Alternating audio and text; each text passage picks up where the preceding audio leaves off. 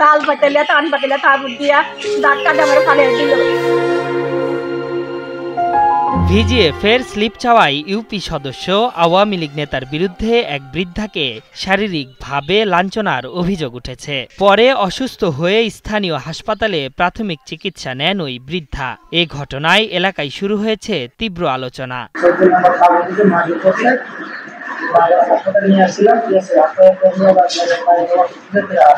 পবিত্র ঈদুল ফিতর উপলক্ষে দুস্থ, দরিদ্র ও অসহায় পরিবারের জন্য ভিজিএফ কর্মসূচির আওতায় খাদ্যশস্য বিতরণ করছে দুর্যোগ ব্যবস্থাপনা ও ত্রাণ মন্ত্রণালয়। তারই ধারাবাহিকতায় কুড়িগ্রামের রৌমারীর বন্দবের ইউনিয়নের ৫ নম্বর ওয়ার্ডে ৫০০ কার্ড বিতরণ করেন স্থানীয় ইউপি সদস্য শফিকুল ইসলাম।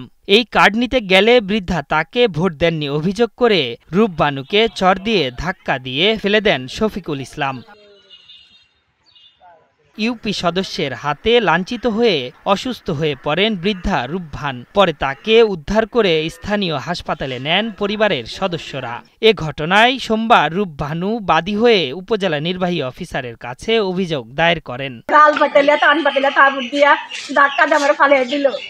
আমি পরে গেল বাজে পরে গেলে মাইকি আমার টাইলা তুলছে আমারে।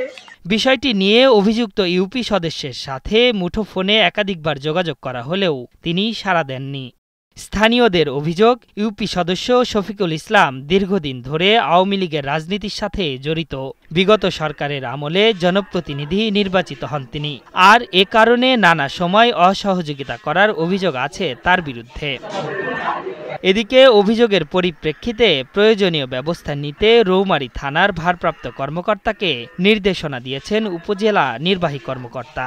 এই বিষয়টা একটা অভিযোগ ইউনো বরাবর করেছে যে তাকে চর দিচ্ছে এবং গাড়ি তদন্ত করে দেখতেছি বিষয়টা তদন্ত। সরকারের সহায়তায় ভিজিএফের স্লিপ নিতে গিয়ে এভাবে যেন আর কোনো বৃদ্ধাকে লাঞ্ছনার শিকার হতে না হয় সেই প্রত্যাশা স্থানীয়দের। আশরাফুল ইসলাম, ৭১।